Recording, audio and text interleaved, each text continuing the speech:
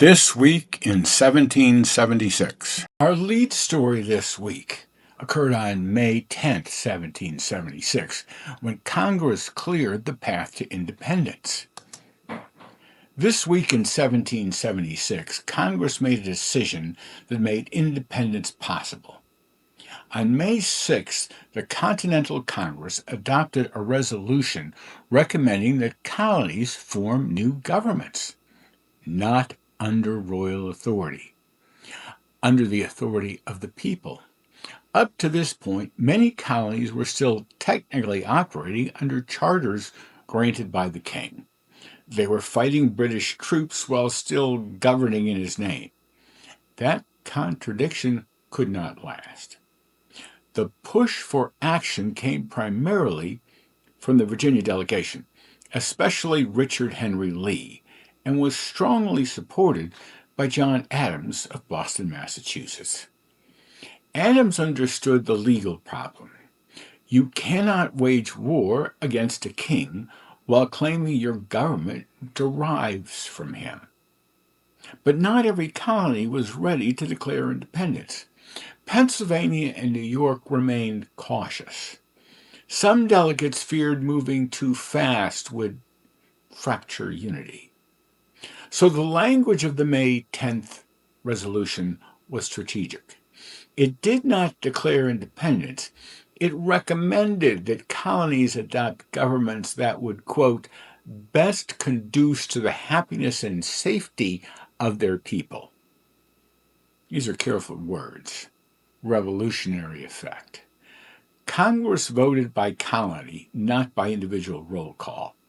There was no dramatic showdown recorded that day. Instead, this was a consensus building. Measured, deliberate, but decisive. 5 days later, Congress would go further. On May 15th, a stronger preamble, largely drafted by John Adams, would state that allegiance to the crown should be totally suppressed. But May 10th is the hinge. Before you can declare independence, you must stop governing in the king's name. This week, in 1776, Congress did not yet break from Britain. They removed the last legal structure holding them to it. And once that structure was gone, independence became inevitable. This week in 1776, the American campaign to bring Canada into the Revolution effectively collapses. Just months earlier, Continental leaders believed French-speaking Canadians might join the cause. Montgomery had marched north. Benedict Arnold had crossed the wilderness.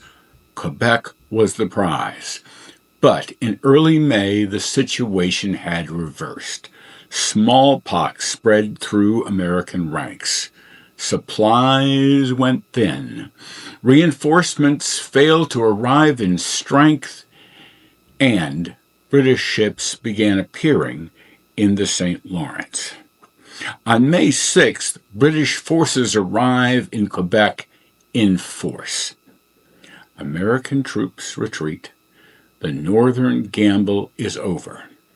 Canada will not join the Revolution, at least not in 1776.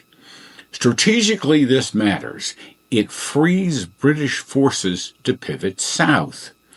It concentrates the war effort, and it removes any illusion that the conflict might remain regional. The rebellion is no longer expanding north, it is consolidating. And the next British move is clear. New York.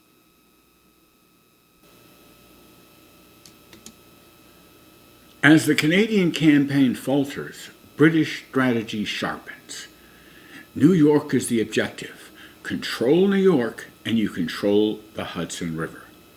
Control the Hudson and you split New England from the southern colonies. British General William Howe understands this. So does George Washington. In early May, Washington is already preparing defenses. Fortifications are reinforced, troops are repositioned, but the numbers are daunting. The British are assembling what will become the largest expeditionary force of the 18th century. Ships, infantry, artillery, veterans. The war is about to move from regional skirmishes to large-scale confrontation. For Congress, this increases urgency. Political hesitation becomes dangerous. Military pressure demands clarity, and the clarity is moving toward independence.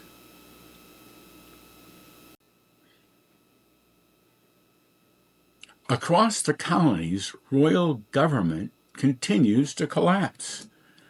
Governors have fled, some to British ships, some back to England. Colonial assemblies suspend operation. Local committees assume control. Militia units answer to provincial congresses, not the crown. In several colonies, there is no functioning royal authority left. This creates a legal vacuum. If the king's representatives are gone, who governs? If states operate without royal legitimacy, on what authority? These are not abstract questions. They are daily realities in 1776. And this unraveling creates the conditions for Congress to act. The May 10 resolution does not create the collapse. It responds to it. The ground has already shifted. Congress formalizes what is already happening.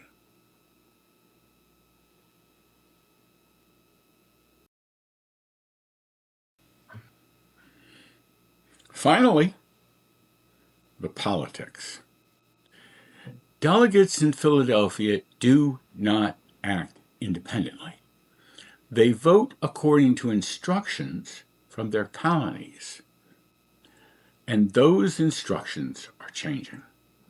Virginia is moving decisively. Massachusetts already leans strongly toward independence, but Pennsylvania remains divided. New York's delegation lacks authority to vote for separation. This tension matters. Independence cannot be declared by a fractured Congress. It must appear unified. The May 10 resolution is careful. It allows colonies to rebuild government first, then reconsider allegiance. It buys time, it builds consensus, and it sets the stage for what is coming in June. This week in 1776, independence is not yet declared, but the political machinery is aligning. The colonies are preparing to make it possible. This week in 1776, independence did not arrive, but it became inevitable. If you want this briefing every Sunday, subscribe.